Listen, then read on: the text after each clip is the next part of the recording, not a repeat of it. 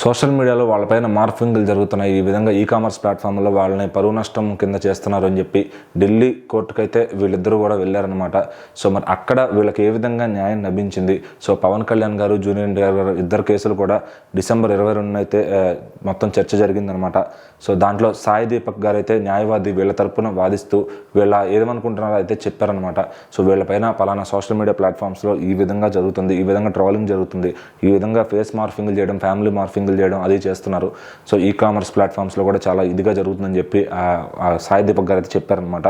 So దాన్ని judge గారు ఎవరైతే ఉంటారో మన్ప్రీత్ సింగ్ గారు ఆయన చూసి సో దీనికి ఒక డిస్క్లైమర్ విధించండి. సో ఎవరైతే యాప్ వాళ్ళు, వెబ్సైట్ వాళ్ళు ఎవరైతే ఉంటారో ఆ మార్ఫింగ్ చేస్తున్న ఐడీలు ఎవరైతే యూనిక్ ఐడీలు ఉంటారో వాళ్ళని సస్పెండ్ చేయాలి.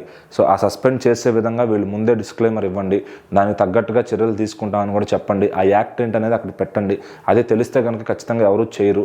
అండ్ నెక్స్ట్ వచ్చే కూడా రిపీట్ చేయకుండా ఉంటారు. ఇప్పుడు దాకా చేసిన వాళ్ళు ఎవరైతే ఉంటారో వాళ్ళ ఐపీ అడ్రస్లు అన్నీ కరెక్ట్గా తీసుకుని వాళ్ళ మొత్తాన్ని కూడా సస్పెండ్ చేసి యాక్షన్ తీసుకోవాల్సిందిగా కోరుతున్నారని చెప్పి జడ్జి అయితే చెప్పారనమాట.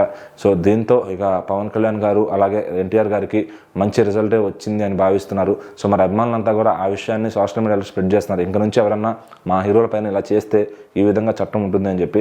సో ఎందుకంటే ఎవరైనా సరే ఆ ట్రోలర్స్కి, వాళ్ళ పేజీలు నడిపే వాళ్ళకి తెలియాలి అసలు ఏం జరుగుతుంది, దానివల్ల ఏం నష్టం అవుతుంది. అటు హీరోలను ఏదో మనం సరదాగా ట్రాల్ చేసామని అనుకుంటాం, దానివల్ల ఎంత ఎఫెక్ట్ అవుతుంది అనేది వాళ్ళకి తెలియదు అనమాట. సో వాళ్ళ పేజెస్ అయితే ఇక నుంచి ఖచ్చితంగా సస్పెండ్ అయిపోతాయి. సో మరి ఇది జడ్జి గారు ఇచ్చిన ఆర్డర్ అనమాట.